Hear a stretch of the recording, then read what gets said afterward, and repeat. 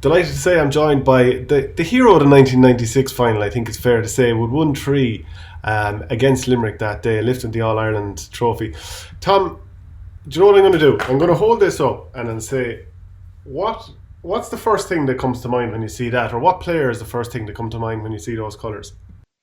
I suppose if I'm being really honest, my formative years, Shane, were all about the 70s. And that jersey, for me, well, it epitomises a number of players, the Mick Butlers, the Mick Jacobs, the Ned Buggies. But I'm a Buffers Alley man. Where else can I go but Tony Doran? When I was a young fella, Shane, my mother, to get me to eat carrots, I hated vegetables. She used to say to me, look, Tom, if you eat your vegetables, you'll grow red hair, big bushy red head on you, and you'll play hurling for Wexford like Tony Doran. As you can see, Shane, the playing for Wexford probably worked out reasonably well, but I didn't do too well on the hair stakes. But it was very formative in everything I did really in hurling, and it's great to have somebody be growing up with somebody that close to you that you can actually touch. To be your hero, I mean, the Ronaldo, I suppose, of Wexford hurling of the period, really. Do you find it almost unusual the way you would have grown up with him being such a legend, and then the quote from Micheál O'Hare about a Tony Doran special and he putting up the big right paw and snapping ball out of the air, that he's probably not even known by an awful lot of youngsters now who love hurling. Yeah, it is amazing, and I think it's a lesson as well, Shane. That we're almost smothered with nostalgia at the moment because obviously with the situation that's out there, people are talking about old games and whatever. So people may be getting a little bit more kind of off air with some of the older players. But I remember having a minor. I was over the Wexford minor hurling team there, probably in the early 2000s, and there was a young fella playing full forward, brilliant player, and he reminded me of Tony Doran. I went over to him and I said to him, look, I think he could be the next Tony Doran. I was trying to build him up, and he said nothing. He came back to me about 2 minutes later. He said, who's Tony Doran? He says to me, and that does show you that I suppose there are a certain generation when you're young that you kind of forget the previous 20 years or 25 years. But I think overall, if you're picking a history, if you're doing a history of hurling, there wouldn't be too many people that were into their hurling that maybe wouldn't remember Tony Doran, I don't think. Yeah, because if you look at the all-time scoring record, Nicky Rackard's number one with 59 goals, and then I think it's Tony Doran with 40 after that. I mean, it's a truly incredible record because it's not like they were playing 8 games a season back then. No, and Nicky Rackard is the all-time icon. As the story goes, the last line of the song kind of says, "An ash tree toppled when you died and scattered seeds at random." That was Nicky Rackard, really, and he did scatter seeds at random. But Tony Doran, I suppose, was the next great hero of Wexford hurling, and I've always made the point about Tony was that he's one All Star, Shane, which is it's a little bit disappointing. But there were great full forwards throughout that era: Ray Cummins, Joe McKenna. That there were fantastic players. But he's only one All Star. But to score, I think, as you say, 40, 45 goals in championship hurling, and not be taking 21s or penalties or frees or that, it won't ever be done again. Because if you actually look down through the record books, people that you would kind of think has scored a lot of goals, I don't know what DJ has scored, but probably 25 to 30 goals in his career, one of the greatest ever goal scorers, and still Tony was probably 10, 15 goals ahead of him. So I don't know if we'll ever see a scoring rate, of goal scoring rate like him, but I always remember going to games, and you were too young to remember, but all I really went to Crow Park that time was to see Wexford, see them coming out, and then to see just two dropping balls into the square, because invariably it was almost guaranteed that he'd catch it. And I remember Nicky English telling me his father brought him to Crow Park for the very same reason, to see Tony Doran. And I can't explain to you the exhilaration, the atmosphere, the absolute sensation of a high ball dropping in an opposition square, Tony Doran under it, catching it and putting it into the net. It was one of the things that stayed with me for the rest of my life. Nothing has ever excited me as much since in sporting terms anyway. What about these phone calls that yourself and some other young lads would make to Tony Doran the night before All Ireland finals, no less? Yeah, you see, that time, Tony was very easygoing fella. And that time, Mick Butler, we were very lucky in Buffers Alley that time, Shane. We had, of the 77, 76 All Ireland, we had Paddy Kavanagh, Father Martin Casey, Tony and Colm Doran. And again, I'd never forget Colm, because I honestly think he was one of the greatest hurlers probably ever, halfbacks ever in Wexford. Mick Butler, fantastic. They were all playing on the Wexford panel that time. We were growing up 9, 10, 11 years of age, but we'd all go down to the local phone box, and we'd have a 2p coin, slip it in, we'd ring Tony, always 89241 or 9241054, and he'd come onto the phone maybe the night before, he'd play in an All Ireland final, talk to you for an hour and a half, and Maybe Tony got something out of it, Shane. Maybe he got a bit of advice out, but it was a lovely thing. And if you think about it, in that type of environment, I can't imagine ringing, and this no disrespect to one of Davies' players or Liam Sheedy's players now, the night before in All Ireland, talking to him for an hour about the game the next day. It just wouldn't happen. But they were so close to us, and it was such a really wonderful environment. And you would have been brought up in the same type of an environment in Barcelona. Like it's that type of an environment that does form your character really as you go a bit older. But there could be 10 or 11 young lads waiting to have a quick chat with Tony, and he'd put down the phone. Then God love the poor man at 9:30, 10 o'clock, because Wexford didn't travel to finals the night before. They went up that morning, and actually had a great chat with him. I often wondered, did we drive the man mad or whatever, but it was something that we really look back on. But people wouldn't realise the man's fame either that time. I remember as well, Shane, my mother used to watch the Buffers Alley jerseys that time, and they said Nicky Rackard was a very famous man, but Tony was they came from all over the country. But she was sitting in one evening, and it was a kind of a darkish evening, looking out. She looked out through the window, and there was a car with 5 men in it, probably in their mid-40s, early 50s, and they were tough-looking men, and they were looking in, and they went up and down, and she thought, oh my God, there's going to be some kind of a raid here or whatever. But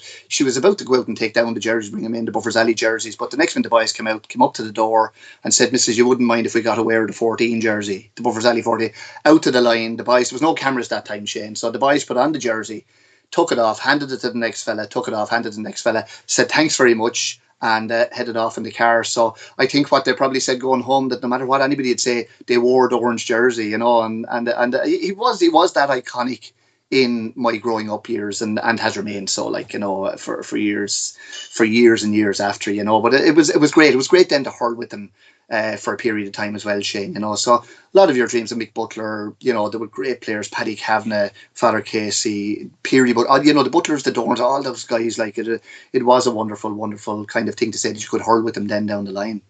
That's just amazing, that story of the lads showing up to wear the jersey. It sounds like an early day version of getting a selfie. And then the other thing that I wonder, do you have any recollection of the sort of things you'd even be saying to Doran the night before these All-Ireland finals, or would you just be saying, how's the match going to go?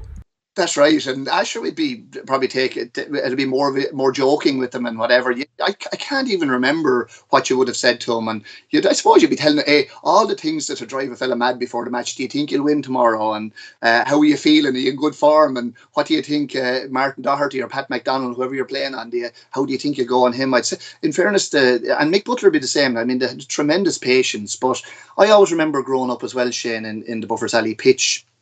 Tony, and I hope I'm not going on too much about him, but Tony and Mick and all those lads, they'd know every youngster by first name terms. They were in the pitch, they were always looking at you. And then, if you saw one of the boys appearing on the sideline, you'd go that little bit harder. But I learned of his fame to me cost one time, Shane, 1993. And the last thing I supposed to say, we played, we were getting ready for the Leinster final that year against Kilkenny, and I was captain.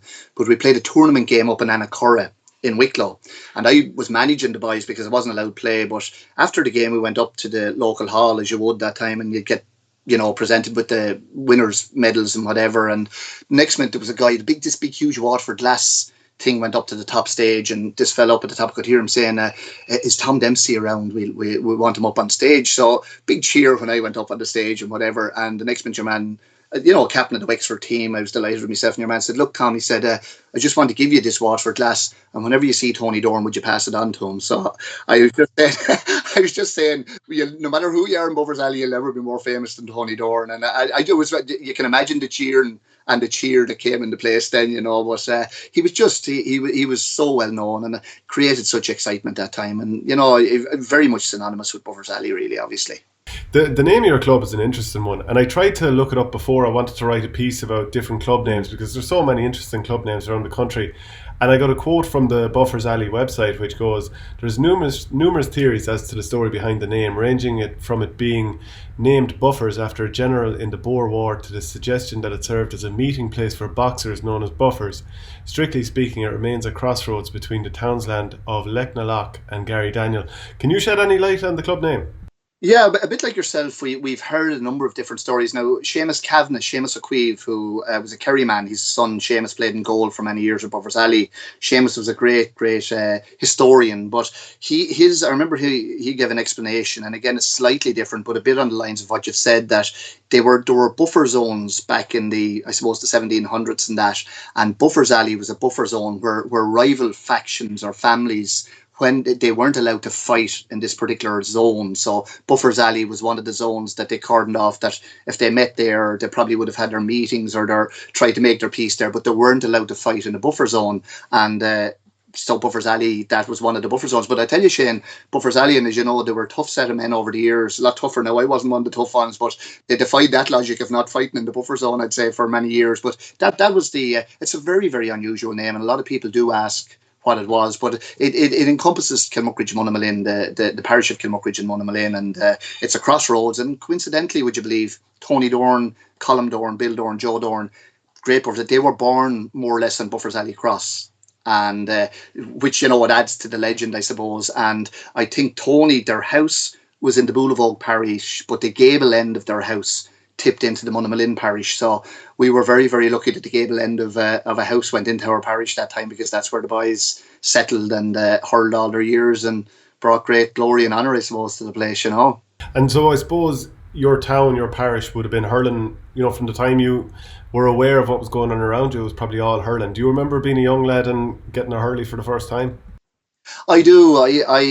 My earliest memory, I suppose, was I was probably 5 or 6 years of age, and I was poking the ball against the wall down in the alley, or down my home place. We had a forge. My grandfather was a blacksmith, poking the ball away. Well, I'd say pushing the ball against the wall, but I was too young to go to the matches that time, and next minute there was cars streamed down the road, and they came in, and somebody let down the wind and said Buffers Alley won the county final. I didn't realise how significant this was. It was 1970, and it was their second ever county final. But sadly that day, Shane, Tony Doran's father had died at the match. He took bad with a heart attack, I think sometime during the first half. So it was, for the boys to even be able to keep going. I'm not sure whether they were fully aware of what was happening, but it was a bittersweet day, obviously, for Buffers Alley. Very sad day. But I wasn't, as a kid, I didn't realise the magnitude of what had actually happened. And the magnitude, Shane, you know yourself, you've an All-Ireland Club medal, you've all those things. The magnitude of winning a county championship. Buffers Alley were the minnows from the Gorey district, weren't senior until 1965. They won the intermediate championship, and this was all new to them. But that I actually, as the fella says, talk about being born at the right time. I mean, I was brought up in the 70s, and then came, onto a young, as a 16-year-old, I came onto the Buffers Alley, 17 years of age, onto the Alley 4-in-a-row team in 1982. So by the time I was 20, I had 4 county senior medals in my pocket, and to be honest with you, the amount of hurling I'd done to get them was fairly limited, kind of such. So sometimes, you can be very, very lucky, really. And I was very lucky to be brought up there. And I always remember my father used to bring me to Frank Randall. I'd never used anything under Randall hurl, and like being brought into Disneyland or something, Shane, Frank had make a hurl for me, specific for me, the 10-year-old, and I'd hand in this thing. I mean, you'd nearly sleep with it when you go home and kind of such. But we did play a bit of soccer, and we played Gaelic football and that, but you're always, if you had the ability, the only thing you were going to be coming out of Kilmuckridge or Munnamalin that time was a hurler, really. You mentioned that your dad was a blacksmith, which just seems like something from a bygone era at this stage. What are your memories of him as a blacksmith? Well, my grandfather, funny enough. Your grandfather, yeah. He was, yeah, my dad worked. My dad was probably the most dedicated, profound. He worked with the health board, Buffers Alley man that you have ever met in your life. He'd a great, even some of the Alley lads would say that he had a great way of coaching people. Always quiet word in the ear, giving them the little tip. But he would have trained the 68 Alley team, trained the 70 Alley team, and would have been synonymous. Always in a dressing room, Shane, with the fag on the corner of the mouth, lit fag in the corner of the mouth, a couple of my hurls in his hand and a cap, and at every game and always in the dressing room. But funny one about the cigarette on the lip. I remember I was going through in a game one day, and of course it was a vital game, and I blasted it wide. My father opened his mouth, obviously to shout at me, but swallowed the fag. And the image I had, Shane, was I looked out to the sideline. He was down on his hands and knees. I never got such a fright because I thought, so I went out to the side and Joe Doran just shouted back, "Go ahead back in, Thomas. Sorry, he's only after swallowing the cigarette," he says to me. So it was one of those moments, but he was just so into hurling and such a Buffers Alley man. And we were unsuccessful. The club probably kept me afloat for many years, Shane, because we were very successful in Buffers Alley. But I was glad that he was there to realise your two great dreams: Club All Ireland and Intercounty All Ireland. So he was there to see that, and that makes things very special. Club makes it very special. Not to harp on about the blacksmith stuff, but do you have any recollection of your grandfather, or were you too young? No, my grandfather, funnily enough, he died the year I was born, 1965. But we always had the forge there, and there was always some of the old tools in the forge. But what really, I suppose, sometimes, and we're living in an era now, Shane, of, it's a tough time for people, and we have to be honest about that. There are a lot of people passing away, old people or whatever, but we probably didn't realise the times that maybe people lived in years ago. We had an old wall in front of the house between the forge and our own house, and I remember probably maybe the mid-70s, towards the 80s, we knocked down the wall. My father knocked down the wall to build up another one, but it was amazing what was in the old wall. There was horseshoes, there was everything, it literally, there was a bit of cement in it as well, but obviously they used everything they had just to even build something like a wall. So, the times were a bit tougher that time, Shane, and even looking further back, I know it's nothing to do with hurling, but TB would have hit my uncle, my aunt, and my grandmother would have died of TB in the 50s. So, people had very, very tough times that time, and I suppose we should appreciate that as we go along as well. Absolutely. Do you? I want to ask you, of course, about your Buffers Alley career. Yeah, but sure. do you still puck around now at this stage? I do. Well, you see, I have two girls. One of them is in the county minor Wexford panel, and one in the Wexford senior panel at the moment. She was away last year. And have a son who's playing wing back for Glenbarn. And he was unfortunate to be in the Wexford under-20 panel last year, Shane, to play Tipperary in the All-Ireland semi-final. So it was that was a great Tipperary team. But no, they'd be constantly, and particularly now, constantly get out on the lawn, puck around and whatever. What I do find now at 55 years of age, I come in after pucking around and find that the shoulders are a bit sore and the elbows are a bit sore. But no, I would. It's funny, Enda McNulty said to me, and maybe it's a tip for everybody, for yourself, Shane, everybody else. End is a good friend of mine, and we were talking a bit about stress, things like that, and how people cope with it work-wise and all that. But Enda says that hurling people have the greatest tool for stress in the world: a hurl, a ball, and a wall. And you go out there for 10, 15 minutes, whatever you are, age-wise, from 15 to 70, and poke a ball against the wall. And it's a great thing to de-stress. So I do that a bit still, yeah. Yeah, it absolutely is. It's one of life's simple pleasures. It's cathartic, it's therapeutic, it's everything that you'd actually... Yeah, it's the reason you probably played in the first place. It's just so relaxing.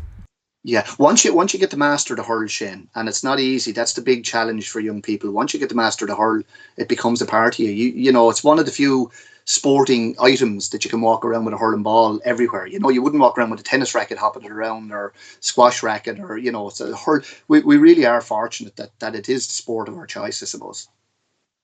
Then if we look at your Buffers Alley career, you talked about having 4 county titles early on. You were 20, 21, something like that. At what stage did you start thinking maybe a Leinster and an All Ireland is something that we can achieve?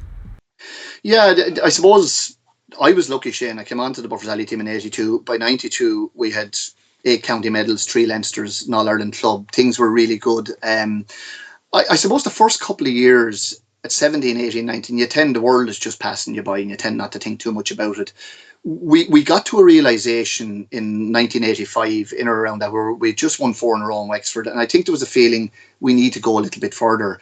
And I think there was a realisation that we needed to put a little bit of an extra kick into ourselves. And we went up. Kinnity in 85 had beaten the Shamrocks in the other semi-final, and we had come through as complete outsiders. And I remember we were standing down in the pitch ready to go up to Kilkenny that day, and nobody was giving us a chance. And I remember somebody saying, lads, we're not going up here for a drive now, we're going up to win this game. We went up, and it was one of those days. I think it was the best performance. It was almost like we were unlucky in 82. We were 7 points up to the Rhinos with 15 minutes to go. We were beaten, left that behind us. But this was the day that everything came right. And I remember that Kinnity team of the Corrigans, Pat Delaney, Ger Coughlin. They had something like 7 of the Offaly team that won the All-Ireland earlier on that year, and I think we beat them 3-10-7 points. We really exploded that year, and it maybe happened out of the blue a little, but it was always something that I felt was in the team, and maybe we hadn't achieved as much as we should have achieved. That was our 8th county title without winning a Leinster club, and really that wasn't acceptable for a club like Buffers really. So when you finally go on and you get to that All-Ireland final against Killerwan and it doesn't happen for you, do you recall that day? Do you think you just didn't hit your top level? Kilruan were a fine team, and Gilbert Williams, I was playing on him that day, really, really good hurler. I just, free take of everything. Jerry Williams was on fire that day, the Sharky Gibson, fine team, bit like ourselves, Shane, tough, hard men, and maybe they felt coming near the end of it, and they weren't going to win it. We had enough chances to win that game. Whereas they would see it as a game won and well done, we would have felt that we had a great chance to win the game. And the one thing I can remember coming out of that game was my father, first of all, said, look, I was desolate. It was the worst day of my life, and I've never looked at the game again. But coming out, my father said, look, we probably might still have Tony and Mick and Henry and those guys, Father Casey, in 3 or 4 years' time. You'll be up to the 23 or 4 years mark that stage, and then we'll have the Sean Whelans, Barry Murphys, Seamus O'Leary's, those guys in the middle. So he said, I think we'll have our best team in 3 years' time now. I didn't believe him that day that we would, but leaving Croke Park that day, I thought the chance was definitely gone. And I remember I was at a point in Shillelagh the next day. I was just inconsolable. It probably took me 3 months to get the lump out of my stomach, and probably my form went down, everything went down. It was such a disappointment because we felt we should win the game. And with Club All Ireland, Shane, yourself, you took your chances in the last couple of years. If you don't take your chance when you get them, it can very often pass you by. And then when you go on the next year, Rathnewer obviously won the Wexford title, got to an All-Ireland final against Borrisoleigh, which I was at but don't remember. I was too young. Yeah. But at that stage, the fact that you went from being serial winners, you'd won a Leinster, got to an All-Ireland final, and to not win Wexford then you must really start to think your chances slipping away.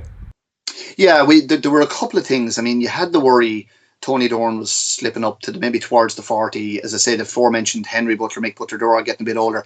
One thing that maybe was missed, Shane, that time, that people would say, the All-Ireland was all because of certain kind of, players needed them there. But we'd had an incredible underage setup in Buffers Alley coming up to that. And we'd a raft of players. Now, I think I lost 4 Premier Minor finals in 5 years in Buffers Alley, but we were getting there. We won 3 Premier Under 20.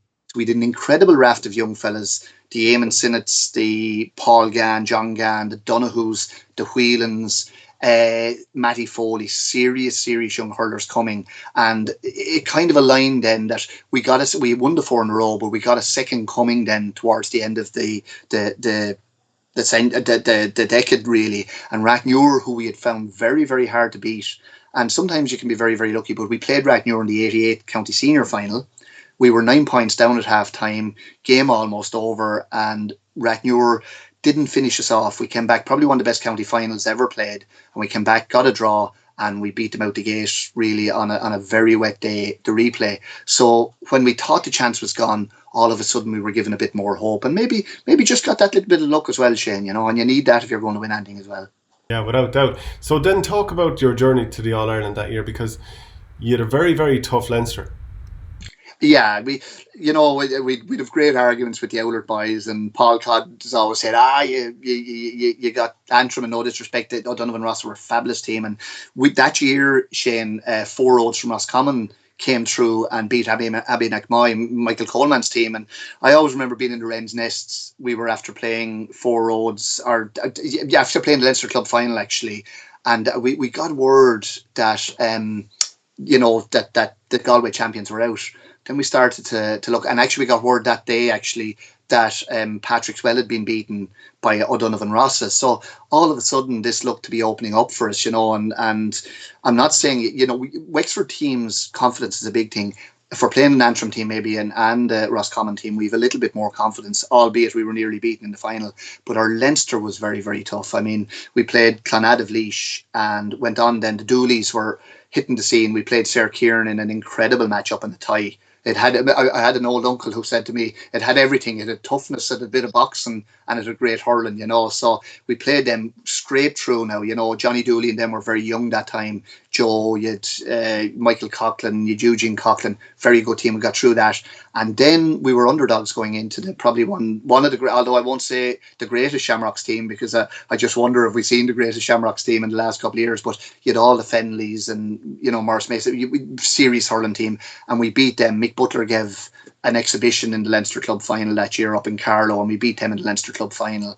And from then, that was difficult to Shamrocks there, Kieran, but it kind of opened up. And from the day we walked out after playing the Shamrocks, I said to myself, sometimes you get a second chance in life. And I think we felt that too. This is our second chance. And I think we're going to go the whole way here, So things did open up well for us now, Was there any part of you worried that people would think, realistically, you should beat a team from Roscommon, no matter how good they are, realistically, you've lads operating at a different level at Intercounty, and probably the same with Antrim, who of course were in All-Ireland semi-finals all the time because their Intercounty team directly went there.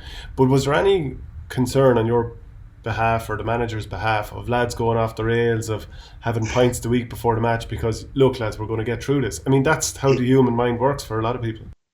Well, it does, and I think there was a couple of things. Buffers Alley, we probably drank. There was a few of us drank more than anybody, Shane, and that too. But Buffers Alley, up to that, we had a great tradition of fellas that actually didn't drink playing with Buffers Alley. I could name the Tony Dorans, the Mick Butlers, the Henry Butlers, Seamus O'Leary's. There was a big percentage of that team didn't take a drink. Now, to be honest with you, probably myself and Sean Whelan, Barry, Ger Sweeney, Pat Lacey, we made up for the rest of them. But there was that. And the other thing, Shane, I have to say, was that when you get a second chance, not often you do, but Tony was playing in the Club All-Ireland. He was 43. Mick Butler was 40. Father Case. Those guys were saying to themselves, if you lost a run of yourself that time, and with Father Jim Butler being our trainer, I remember, Shane, that I went down to get a couple of pints with Eamon Sinnott and Sean Whelan, a few of us, around Christmas time that time. And I remember Father Jim Butler walking into Hamill's, telling Nicky Hamill to put the pints away, you're out, and we got up like little children, walked out, and we went home, So it was, the culture of the club was that you weren't going to lose the run of yourself. Now, when we won the final, it just bet Banagher, and I know you know that feeling yourself, Shane. I think we 3 solid weeks, it was just night after night after night. But certainly, I think when we got the second chance at it, we weren't going to. I feel as well in '92. We could have. We played Sarsfields in the '93 All-Ireland semi-final. Bit unlucky that day as well. I know we were well beaten, but things just didn't go well for us. But I always felt that we could have won the All-Ireland club title in '82. Should have won it in '85. We had this chance now in '89, and we weren't going to let it go. Really, I don't care who would have played us that year. I don't think we'd have been beaten now. You ultimately beat O'Donovan Rossa by 2 goals, I think, if I remember correctly. Yeah, 12 to 12. Right. But you went 5 points behind. So how do you explain that? Is it a kind of thing of showing up and almost expecting the performance because you're such heavy favourites? Yeah, I'd say there was a little bit of nervousness and tension in us because, as you say, it wasn't unusual the Wexford teams go into All-Ireland finals as favourites. And I'd say Donovan Rossa had it pretty well worked out as well, Shane. They were a fine team. Kieran Barr was on a roll at the start of that game. And I'd say what they had said to themselves, get out, this is an ageing Buffers Alley team, which to an extent we were, and let's hit them early, run them off their feet. And to be honest with you, it was a whirlwind. After 20 minutes of Henry Butler, or 15 minutes of Henry Butler hadn't been in the goal, we could effectively been probably 2-6 to a point down at that stage because he made some fantastic saves. We made a few switches. Paul Gann maybe went back centre back. He did very well. Matty Foley went, I think Matty went either midfield or the wing, did really well. Then I went midfield, and I was a corner forward. Midfield was always my favourite position. And I remember then that Paddy Donoghue got Seamus O'Leary got a great goal. And sometimes, you can focus on even inter-county players, Shane, myself, Tony, Mick, or whatever. But really, the guys that turned that game, Tony had a great game in the final, but Henry Butler, who was Wexford goalie for a few years, but the guys that turned that were the Paul Ganns, Pat Kenny's, Johnny O'Leary's, Seamus O'Leary's, Paddy Donoghue's, guys that, and I'm leaving out somebody, and I probably shouldn't have, but they were the guys that turned that game and turned games all the way through a kind of such. And once we got the first goal, I think O'Donovan Rossa maybe lost a little bit of confidence in themselves. But the second half was hairy enough now at times as well. But I just never ever witnessed anything like when the final whistle went in that club final. You know, it's something you've been on the field, Shane, yourself. I don't even know if it's something you can explain to people. The feeling inside your body when the final whistle goes, it supersedes anything I've ever done in sport. That final whistle in that All Ireland club final. And do you remember watching the cup go up? I do remember Pat Kenny's speech. Pat was an inspirational captain that time, and Pat kind of had a very high pitched tone to his voice. You know, he normally does, very quiet fella, you know, and he was a super leader. But I remember Pat and his speech. It was hilarious, really, but you could almost see the passion in it. It was just fantastic. And I remember Shane going into the dressing room that time in Croke Park. If you had any kind of a go ahead in you get into the dressing room after a match, you know, and remember the dressing room was packed, and just the feeling of looking around, Shane, at what Tony Doran in one corner, your heroes, Mick Butler, Father Case, one corner, you've been on the field, your best friends in another corner, because clubmen will die for you. And then you had the fellas that nobody ever heard tell of, that were the guys that kept the club going. You know, my father, now they were good hurlers in their day as well, but you know, my father, the Billy Lees, the Sil Murphys, these guys that you know, John Doyle did wonderful work. And again, it's hard to mention names. I mentioned them in kind of mentioning everybody else. So it was just such an amazing feeling to look around that dressing room. And I think, Shane, like, I look around sometimes, we've lost a few people from the team. Sadly, as I say, my brother-in-law Marnie Burke died last year. Barry died, and you know, a number of people died. And for that 1 hour after Club All Ireland in that dressing room, everyone that you wanted to be in the dressing room were there, and the supporters were outside. And you know, you'd love to be beamed back, maybe just. Sometimes you don't even realise how special it is, but you'd love to be beamed back for that hour, just to go through it again, to say thank you to everybody that was in the dressing room, you know. And do you remember bringing the cup back home? I do. For some reason, we ended up in the Grand Hotel in Malahide. We had we went up. We were in the Tara Towers going up, but we were to get sandwiches. And I remember there was about 300 people turned up in the hotel. There wasn't a sandwich left in the place by the time the players arrived. You know, it was a typical club thing, but it had only happened in club. But I remember went back to Malahide, and then we went back to our own clubhouse that night, and it hopped, I think, 10 o'clock in the morning. We left it the next day, and I remember we went to Boggins, Hamill's Pub, Lawless's, the Ali Bar.